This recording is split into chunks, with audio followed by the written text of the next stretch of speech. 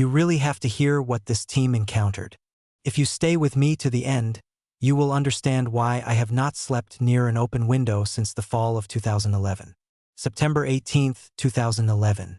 Wetherill Mesa, Mesa Verde National Park, Colorado. 3 of us died there. 1 of us died years later. 2 of us walked out. One of the dead reached the autopsy table with no tearing, no broken bones, no drugs in her blood, and a heart that looked as if it had stopped in the middle of ordinary work.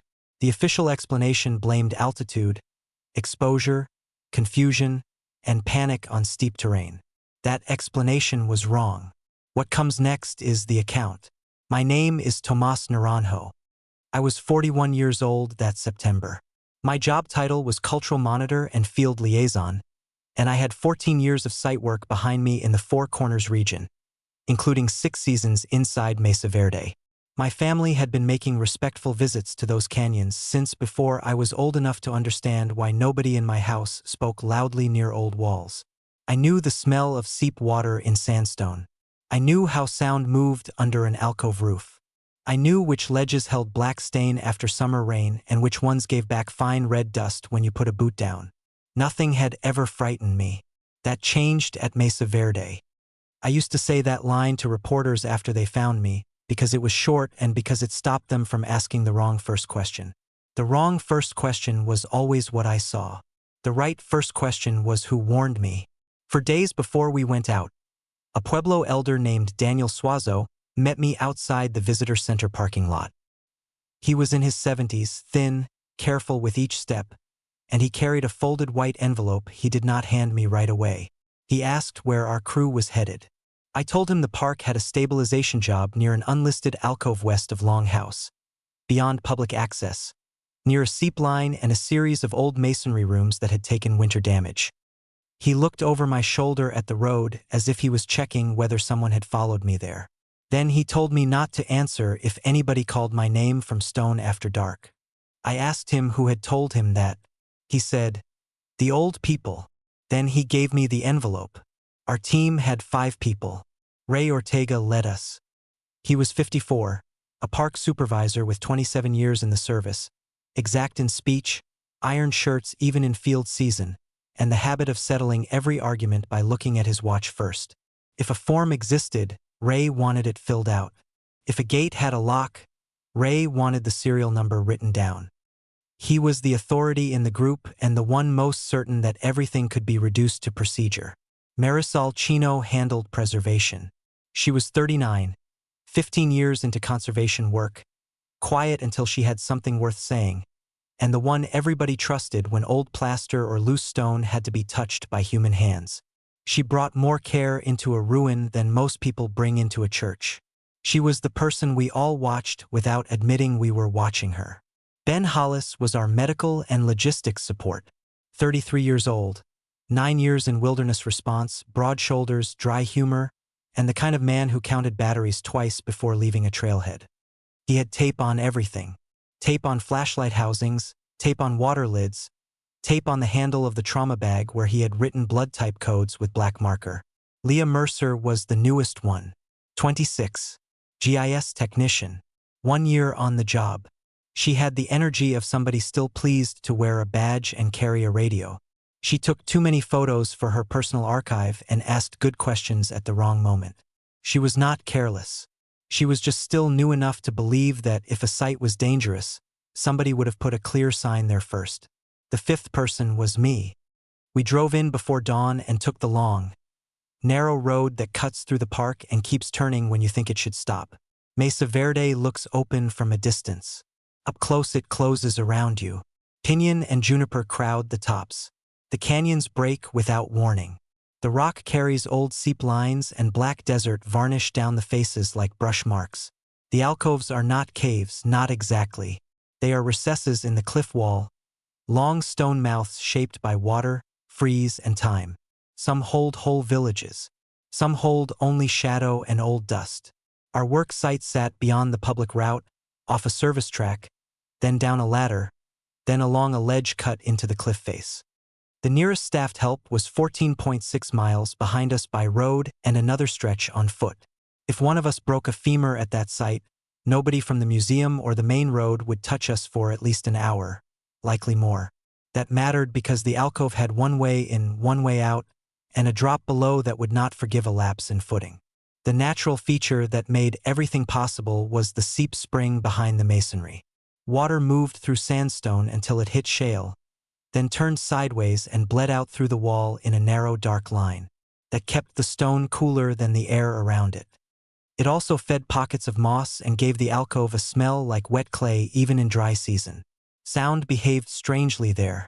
A whisper from the back wall would arrive at the ledge mouth flat and close, as if the speaker had leaned over your shoulder. Before we hiked in, I opened the elder's envelope. Inside was a single sheet of lined paper folded in thirds. On it, he had written one sentence in blue ink and one sentence beneath it in English. The first line gave an old Tewa name, Saa Wipin Na. Under it he had written, "The one who takes the last warmth from the chest." At the bottom, smaller than the rest, he had written, "If it calls you from stone, do not answer. Put your left hand on the wall. Keep your eyes low. Speak the names of those already taken."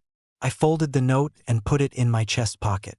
By noon we had rigged a shade tarp, laid out tools, and photographed the first damaged wall section. Nothing looked wrong in a way you could enter on an incident form. But several things looked wrong in a way field people notice and then try not to mention until somebody else mentions them first. There were no bird sounds in the trees above the alcove. Not fewer than usual. None. No scrub jay calls. No raven passes. No insect noise in the brush. When I walked the ledge edge and looked down, I saw no movement below except heat shifting in layers over stone. Ben noticed it too. He looked at me once, then up at the trees, then went back to inventory without speaking. Leah found the first object. It was a fragment of old sandal we've tucked deep in a wall niche where rain could not have carried it. That by itself meant little. Mesa Verde holds thousands of items older than any of us. But 2 rooms over, on a bench of shaped stone, Marisol found a modern cotton overshirt folded into a square so clean it might have come from a dresser drawer. Tan fabric. No blood. No dust on the upper surface. Men's size large. No tag. Ray said a trespasser had left it. Marisol said, "Then where is the trespasser?" Ray looked at his watch. Near late afternoon, while mapping the ledge, Leah called out and pointed to the dust between the outer room and the ladder landing. We all went over. The prints were fresh. Modern boot tread. Size maybe 10. They came across the dust from the wall, took 5 clear steps toward open ledge, and then stopped in the middle of the 6th stride. Not at the drop edge. Not on a rock slab. In loose powder where any next step should have printed clean. There was no slide mark. No scuff. No sign of turning back. The last heel sat half-loaded, as if the person had shifted forward and then ceased to weigh anything at all. Ray said light angle was confusing the pattern. He crouched and put his fingers beside the final print. His hand shook once. He stood too quickly and said we would finish the day's work and clear out in the morning. That was the point where Leah should have been taken off the site and driven back with Ben. Instead we stayed. At dusk the temperature dropped fast. Mesa Verde does that. Heat drains off the stone and leaves the ledges cold before the sky finishes changing color. We ate near the tarp and kept our lamps off as long as we could. Nobody wanted to say why. The silence had thickened. Not natural quiet. Oppressed kind of quiet. The sort that makes a spoon striking a metal cup sound like damage. Leah went 20 yards to retrieve a tripod she had left near the outer wall. The silence arrived in full just before she disappeared.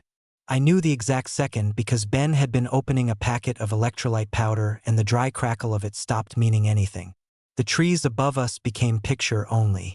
No wind in the needles. No scrape of branch on rock. Even our breathing seemed to flatten. Leah said, very calmly, "Did one of you just say my name?" No one answered. Then she said it again, louder, facing the dark at the rear of the alcove. "Tomás, was that you?" I stood up so hard my knee hit a crate. She took 1 step back into the lamp spill, and there was nothing behind her except wall shadow and the damp black line of the seep. Then Ben swung his light toward her and the beam caught only empty stone.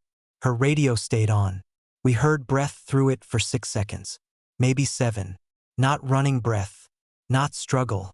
Just breath close to the microphone.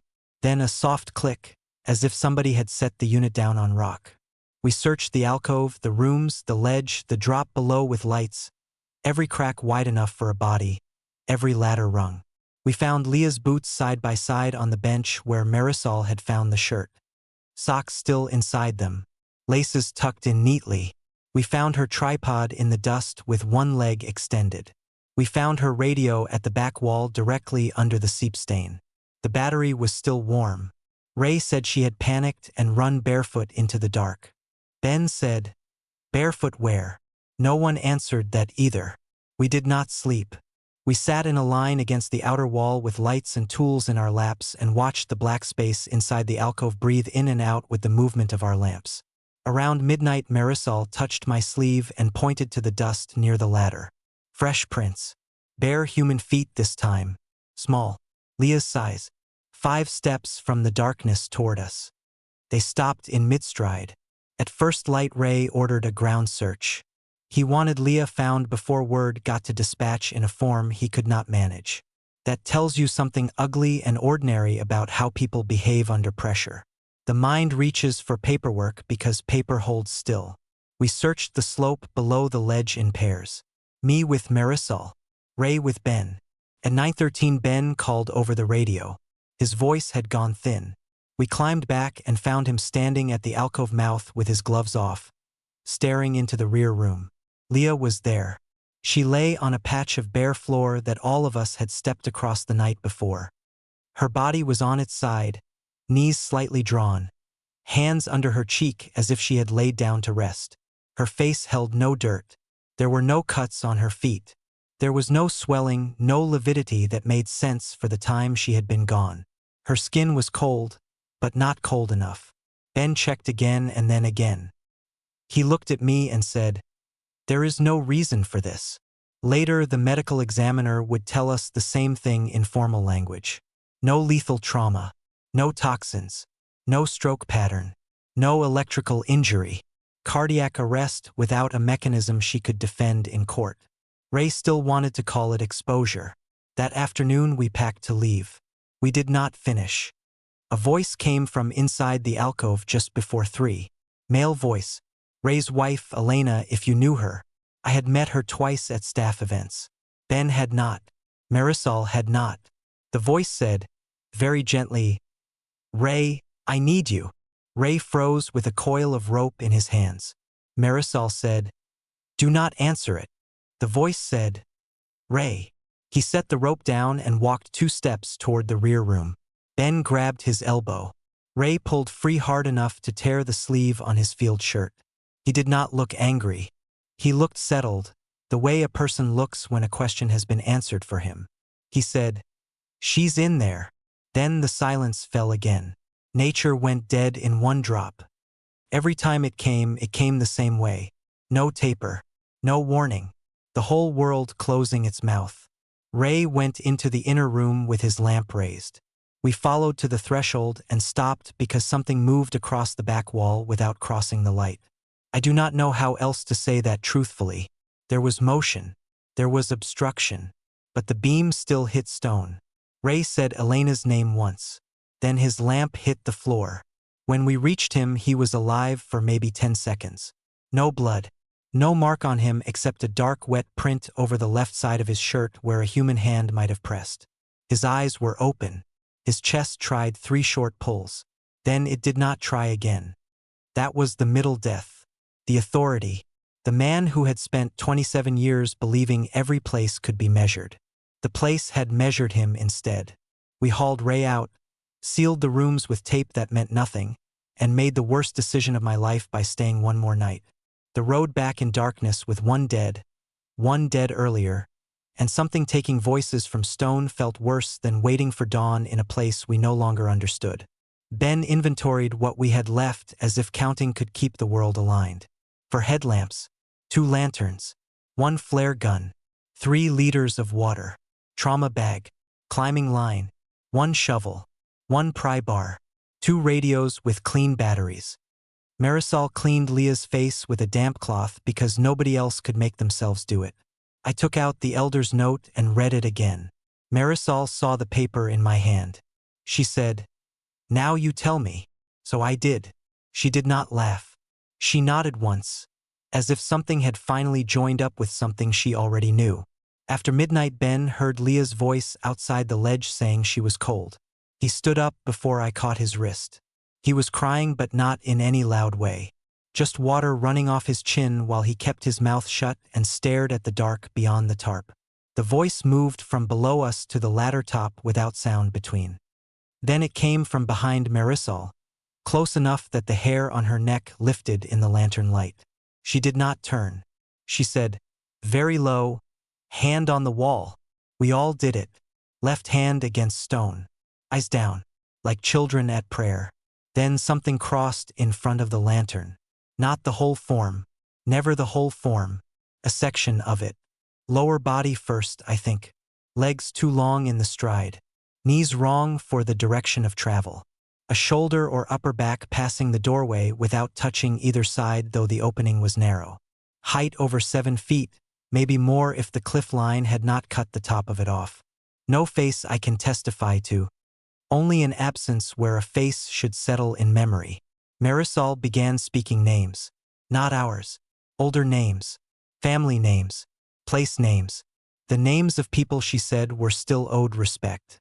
Her voice was steady until it reached the 6th or 7th name. Then the thing in the dark used my own voice. It said, "Marisol." She looked up. That was enough. She shoved Ben toward the ladder and struck the lantern over with her other hand. Flame rolled across the tarp edge and died.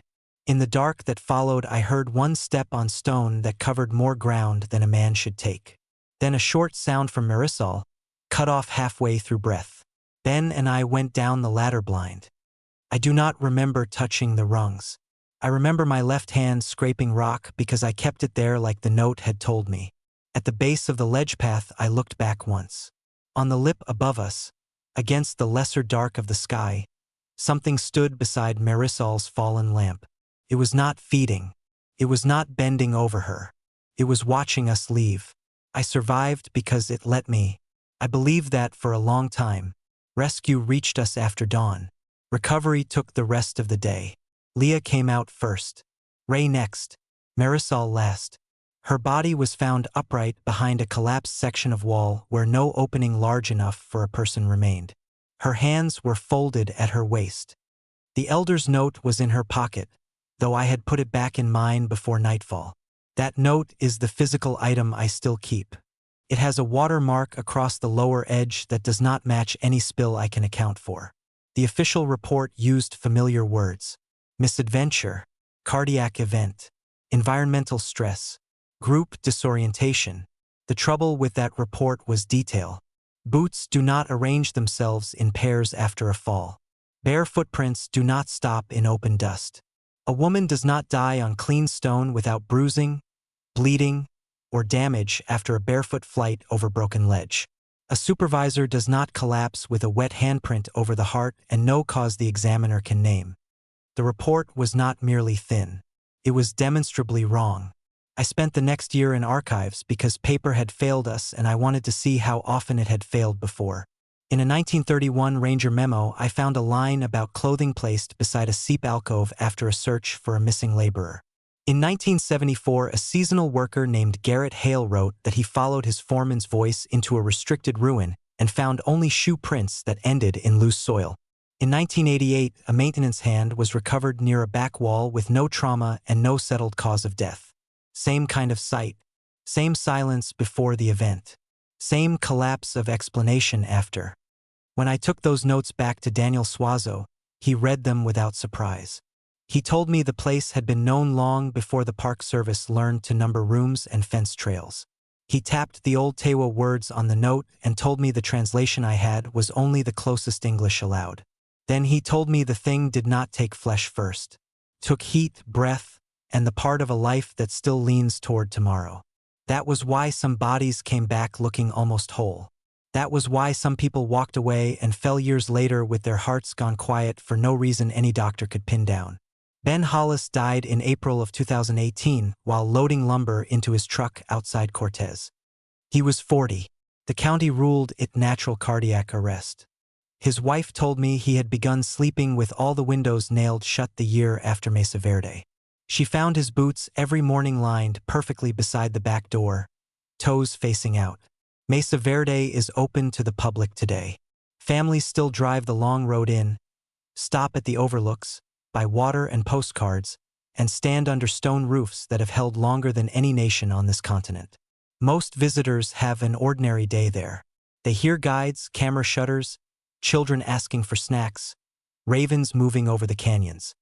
They go home with sun on their necks and dust on their shoes and no reason to think twice about the quiet in old places. But there are nights, usually after a warm day when the seep lines still hold cold and the wind dies all at once. When the trees above an alcove stop moving and every living sound in a canyon cuts out at the same instant. That is the condition I pay attention to. That is the trigger. Nobody connects the cases because the deaths arrive years apart, under different supervisors in different paperwork systems with different clean explanations laid over the top. If you ever go to Mesa Verde, and you find yourself near stone after dark, and you hear a voice from an alcove using your name in the tone of somebody you trust, do not answer it.